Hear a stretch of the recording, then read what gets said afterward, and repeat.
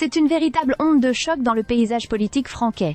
Marine Le Pen, figure de proue de l'extrême droite, vient d'être condamnée à 5 ans d'inéligibilité pour détournement de fonds publics. La décision est immédiate et, en l'état actuel des choses, elle ne pourra pas briguer la présidence en 2027, une élection où elle était donnée favorite. Marine Le Pen a réagi vivement à ce verdict, qu'elle qualifie de décision politique.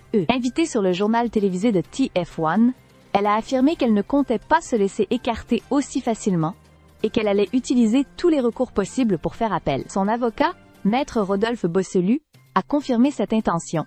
Mais un second procès ne pourrait avoir lieu qu'en 2026, soit seulement quelques mois avant l'échéance électorale. En plus de cette inéligibilité, Marine Le Pen a été condamnée à 4 ans de prison, dont 2 fermes, qui seront purgées sous bracelet électronique. Une peine lourde, justifiée par le tribunal pour garantir l'égalité de traitement entre les justiciables, y compris les élus. Ce jugement a rapidement provoqué des réactions en cascade sur la scène politique et mime au-delà des frontières francaises. Jordan Bardella, président du Rassemblement national et proche allié de Marine Le Pen, a appelé à une mobilisation populaire et pacifique, et dénoncé D'autres figures politiques, comme le Premier ministre François Bayrou, ont exprimé leur surprise face à la sévérité de la peine. La réaction ne s'est pas fait attendre à l'international. Le Kremlin a fustigé une violation des normes démocratiques, tandis que Viktor Orban, Premier ministre hongrois, a publié un message de soutien sur les réseaux sociaux. « Je suis Marine ».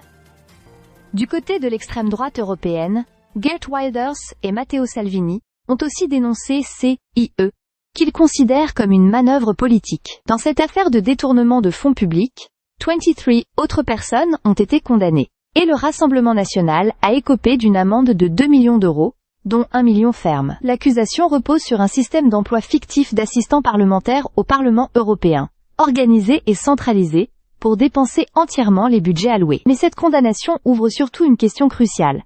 Qui prendra la tête du RN, en vue de 2027?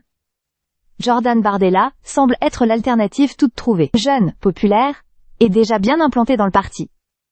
Il pourrait profiter de cette situation pour asseoir encore davantage son leadership. Un sondage récent montre d'ailleurs qu'il bénéficie d'une coquille de popularité supérieure à celle de Marine Le Pen. Quoi qu'il en soit, cette affaire rebat les cartes du paysage politique franquais. Pour Marine Le Pen, le chemin vers 2027 s'annonce semé d'embûches.